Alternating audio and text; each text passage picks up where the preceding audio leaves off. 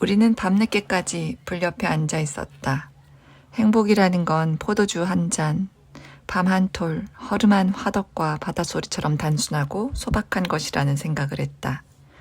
다른 건 필요하지 않았다. 지금 이 순간이 행복하다고 느끼는데 필요한 건 단순하고 소박한 마음이 전부였다. 조르바, 결혼은 몇 번이나 했어요? 우리는 둘 다 기분이 좋은 상태였다. 믿기지 않는 행복이 단순히 술 때문만은 아니었다. 우리는 대나무와 판자, 드럼통 무더기 너머에 바닷가 오막살이 판자에 들러붙은 두 마리 하루살이 지나지 않는다고 생각했다. 하지만 우리는 서로 의지하는 하루살이었다. 우리 앞에는 음식이 있었고 마음속엔 평온함과 애정, 평화가 깃들여 있었다. 조르바는 내 질문을 듣지 못한 모양이었다.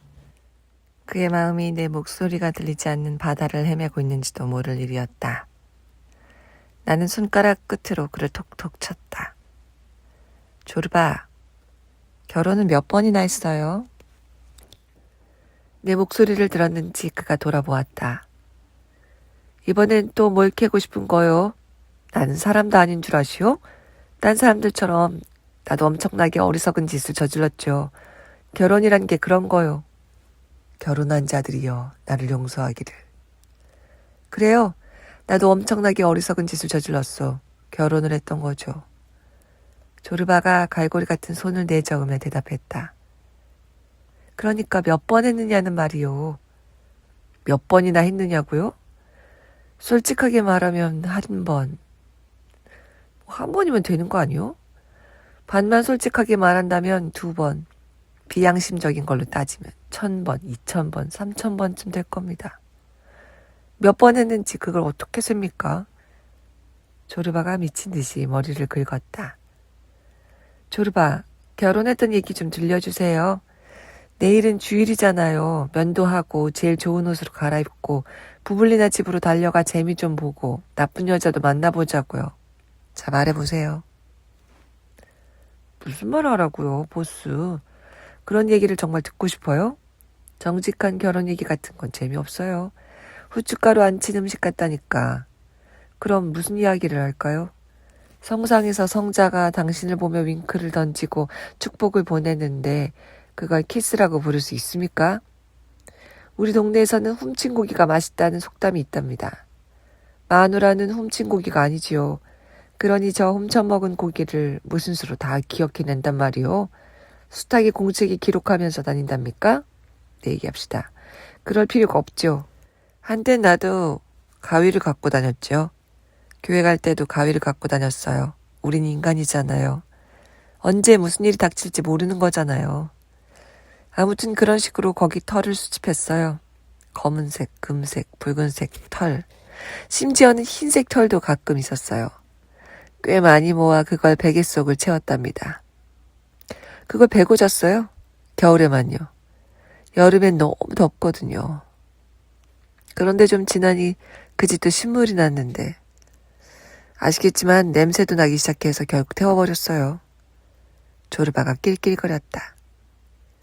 그게 내 공책이었던 셈이죠. 그 짓이 신물나더란 말입니다. 털이 그렇게 많을 줄 몰랐는데 아무리 모아도 끝이 없지 뭡니까? 그래서 가위도 버렸어요. 반쯤 정직한 결혼 얘기도 해줘요. 그건 조금 매력이 있죠.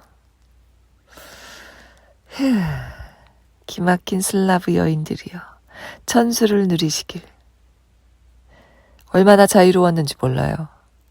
어디 갔었어요? 왜 이렇게 늦어요? 어디서 잔 거예요? 이런 걸 묻지 않았어요. 여자들은 아무것도 묻지 않고 나 또한 아무것도 묻지 않죠. 그거야말로 자유라는 겁니다. 그는 잔을 비우고 밤을 까서 말하면서도 오도독 깨물었다. 하나는 소핀카, 또 하나는 누사였는데 소핀카는 노브루시스크 근처 작은 마을에서 만났어요. 겨울이라 눈이 내렸는데 마침 광산으로 일자리를 찾아가던 중에 그 마을을 지난 겁니다. 장날이었는지 근처 마을 사람들까지 다 몰려와서 사고팔고 난리를 칩디다. 그에 따라 흉년이 든 데다가 겨울 날씨가 엄청 추웠어요. 빵을 사려고 있는 것 없는 것, 심지어는 성상까지 팔아치울 지경이었죠.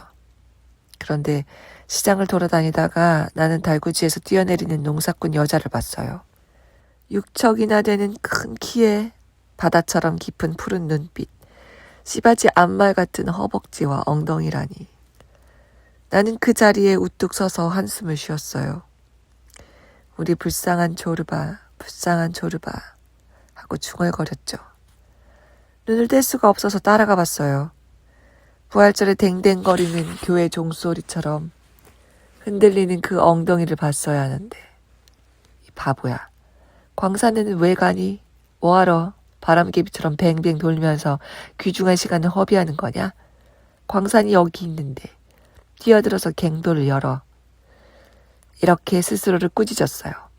여자는 흥정을 끝내고 뗄나무 한 다발을 사서 번쩍 들어. 그 튼실한 팔. 달구지에 실었어요. 그러고는 빵과 훈제 물고기도 5-6마리 잡고 묻더군요. 얼마예요? 비싸네요. 그러더니만 돈이 없었는지 금 귀걸이를 풀려고 합디다. 심장이 입 밖으로 튀어나오는 줄 알았어요. 여자에게 귀고리, 장신구, 향기 좋은 비누, 작은 라벤더 향수를 포기하게 하면 안 되죠. 여자가 그런 걸 포기하면 세상은 끝나는 거거든요. 그건 공작 세터를 홀라당 뽑는 거나 다름없어요. 안 됩니다. 절대로 안 돼요. 이 조르바가 살아있는 한 그런 불행한 일은 생겨서는 안 된다 하고 생각했답니다. 나는 지갑을 꺼내 셈을 치렀어요. 루브라가 종이쪽 같던 시절이었어요. 드라크마라면 100드라크마면 나귀 한 마리를, 10드라크마면 계집 하나를 살 수 있었어요. 어쨌든 조르바가 값을 치렀습니다. 계집이 눈을 돌려 나를 보더니 내 손을 잡아 키스를 하려고 하더군요. 나는 뿌리쳤습니다. 스파시바, 스파시바. 여자가 소리쳤는데 그건 감사합니다 라는 뜻이에요. 그러더니 달구지로 훌쩍 뛰어올라 고삐를 잡고 엉덩이를 치켜들었지요. 이봐 조르바, 여자가 손가락 사이로 빠져나가려 하는군. 정신 차려. 이런 생각이 들자 펄쩍 뛰어 여자 옆자리에 탔어요. 여자는 아무 말도 안 하고 돌아보지도 않았어요. 그렇게 거길 떠났죠. 가는 길에 여자는 내가 자기를 내 것으로 만들고 싶어 한다는 걸 깨달았어요.